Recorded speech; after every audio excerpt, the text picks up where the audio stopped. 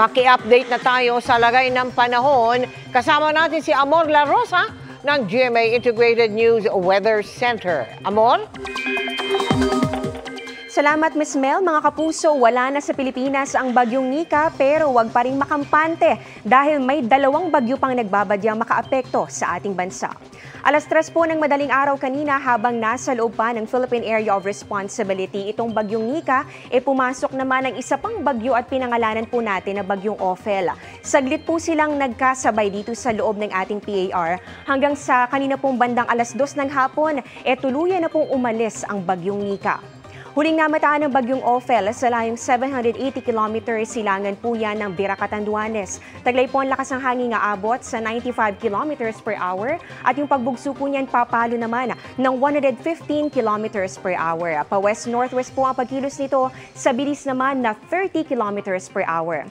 Sa latest forecast track po ng Pag-asa, posibleng maglandfall o tumama sa east coast ng Cagayan o Isabela itong bagyong Ophel sa Huwebes po ng hapon o gabi. Posible rin lumakas pa yan bilang typhoon bago po tuluyan tumama sa lupa.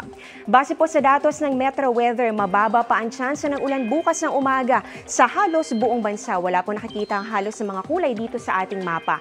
Pero bandang tanghali hanggang hapon at gabi may tsansa na po ng ulan. Dito po yan sa northern at pati na rin sa ilang bahagi ng Central Luzon, Bicol Region, Western Visayas at ilang bahagi rin po ng Mindanao. Mga kapuso, wala pang nakataas na wind signal dahil po dito sa bagyong Ophel pero may heavy rainfall outlook na po ang Pag-asa. So simula po bukas ng hapon hanggang sa Thursday afternoon, inaasahan po yung heavy to intense o yung po mga matitinding buhos ng ulan. Diyan po yan sa Isabela, habang dito naman sa Cagayan, Apayao, Abra, Kalinga, Mountain Province at Aurora, posible namang maranasan yung moderate to heavy rains. Kaya paghandaan po yan ng mga residente sa nabanggit na lugar dahil nga po ilang araw na po nakakaranas sa mga pag-ulan, posible po na malambot na ang lupa.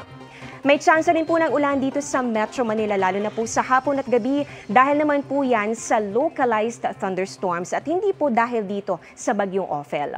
Bukod po sa bagyong Ophel, nakamonitor din tayo sa isa pang bagyo. Yan po yung nasa labas ng Philippine Area of Responsibility, ang tropical storm na merong international name na Manny. At kapag po pumasok na yan dito sa PAR, ay tatawagin naman natin na bagyong Pepito.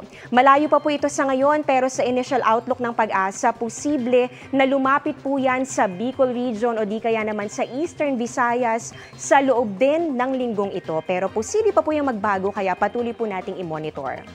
Samantala mga kapuso, kung babalikan po yung naging track ng sunod-sunod na bagyo mula po sa bagyong Christine hanggang sa bagyong Nika, halos lahat po dyan ay tumama o di kaya naman dumikit dito po sa bahagi ng Northern Luzon. Kahit nga po itong bagong pasok na bagyong Ophel, kasama rin sa posibleng tumbukin itong norte.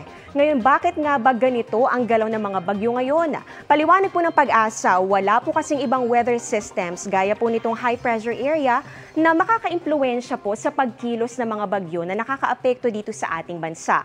Malayo at halos nasa parehong pwesto po yan, masyado pong malayo yung mga high pressure area.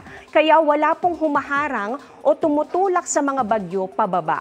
Isa pang dahilan yan, wala pang surge o bugso po ng hanging amihan. Ito po yung malamig at yung hangin na hindi po kasundo ng bagyo. Kaya ang tendency, iiwas po yan kung nasaan yung hanging amihan. At kapag bare months, madalas po ay sa may Southern Luzon o kaya naman pababa sa may Visayas o ilang bahagi po ng Mindanao, naglalandfall ang bagyo dahil nga po sa amihan na kapag po ganitong season ay karaniwan po na umiihip na dito sa may Northern Luzon. Pero dahil po wala pa yan, mahina pa po yung ihip nito sa ngayon, wala pong pumipigil sa mga bagyo para tumbukin itong hilagang bahagi ng ating bansa.